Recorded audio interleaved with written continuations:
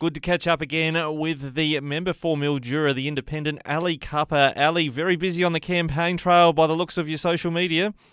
Yeah, that's right, Ricky. It's that time of the term. And you've been meeting in particular with Bull Oak locals. The flooding and rainfall has done a whole lot of damage to roads. It highlights yet again the difficulty local government has in paying for a basic amenity in the forms of good roads.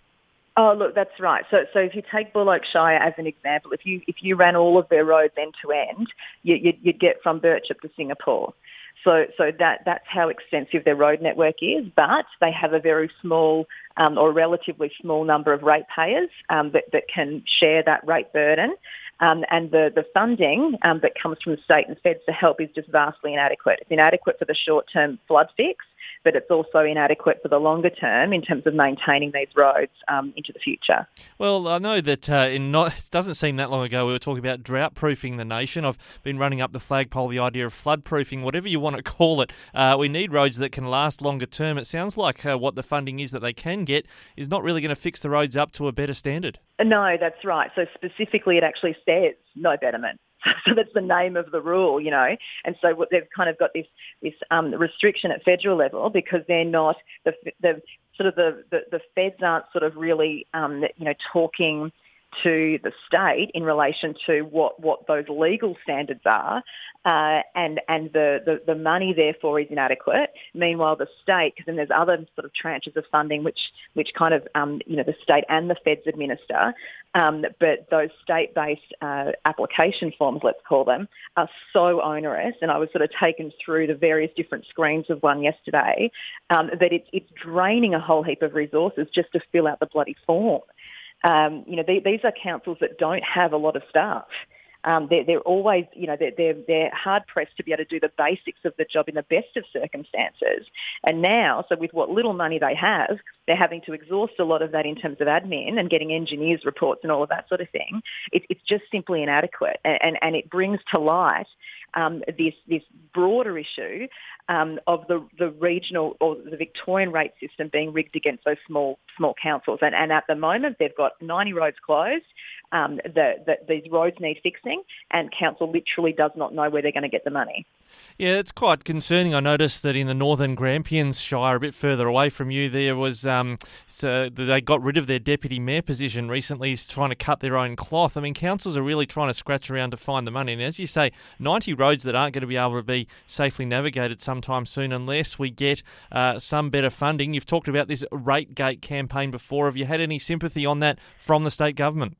Yeah, so look, we have. I mean, ultimately what is needed is an equalisation funding system, which is what the VFF have been championing for a long time. I completely agree with that. What that would do is it would ensure that, basically, dollar for dollar, regardless of whether your property is in Birchip or whether it's in Stonington, if they're the same value, you pay the same rate. That ultimately fixes it. That's more complicated from a political point of view, but there are other levers that are really easy. And one of those is to change the criteria, just tweak it a little bit in terms of how the State Grants Commission has to distribute the Fed financial assistance grants. The model that we've put to the state government would fix the problem for the most financially unsustainable councils, so the little councils, so that would be Bull Oak and Yarriambiack in my patch. The state government has said, yes, we would avail ourselves of that option. We would turn the tap on, essentially, divert money from those big councils in the city that don't need the money to your Bull Oaks and your Yarriambiacks. For Bull Oak, that would mean potentially $5 million extra untied grants into their coffers every single year, which is what they need.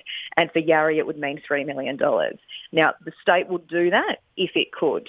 We went to the federal coalition government when, a couple of years ago, or 8 months ago, whenever it was. They wouldn't even give us a meeting about it, which I was extremely disappointed by.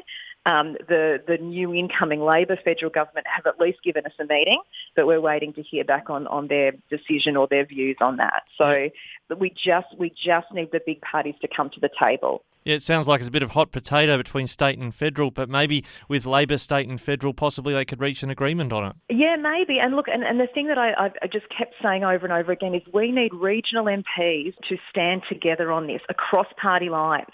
This is a regional issue. There wouldn't be a regional community in Victoria that doesn't passionately believe that the rate system is rigged. So this is really, I think, a time when you need those regional politicians to put party politics aside, because it's not just about, this is not fixed by a quick, let's give everyone a $10 discount on their rates this year to assist with the cost of living. This needs a structural change. And structural change is hard to do, but it takes unity, it takes solidarity, and it takes the people who represent those affected to work together. I've been calling for that for a couple of years, and let's hope maybe at some point we get to a tipping point. Well, we've talked often in the past about the Murray Basin Rail Project, and we know that's a difficult situation, but in terms of getting some movement on that. But we asked the coalition government when they were in office and then their MPs about getting some sort of funding commitment on that federally. They kept, again, hot potato to the state. The state wouldn't engage with our questions about that, and Catherine King said, well, she's aware of the problem, but she hasn't made much movement on it. Doesn't that highlight how we need to have strong regional voices? Oh, look, absolutely. And the reality is that in terms of the Murray Basin Rail Project, I mean, it is a train wreck, and it was closed off closed out, that was the terminology, by the state Labor government with the federal coalition government when they put that last $250 million in. And the feds put an extra, I think it was $5 million or $10 million on the table to try and keep that full standardisation dream alive, which is good, which I would like that money to be used for, essentially a decision making about what the next chapter is going to be. But it was a classic example of just, the big parties stuffing it up. The Vago report showed that there were two main problems with the Murray Basin Rail Project. One was that it was grossly undercosted in the first place, and two, that it was badly managed by Labor.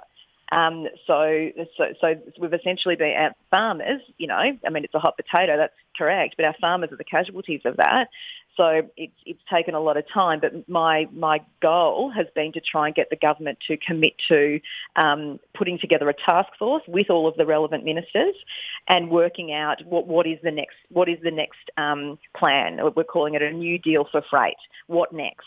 Okay, we get it. You had to wave the white flag on the Murray Basin Rail Project because it was so thoroughly stuffed up. What now?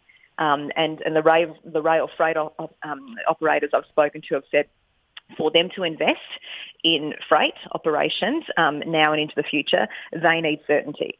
So whatever it is the government's going to do, they just need to know about it so that that can then guide their investment decisions.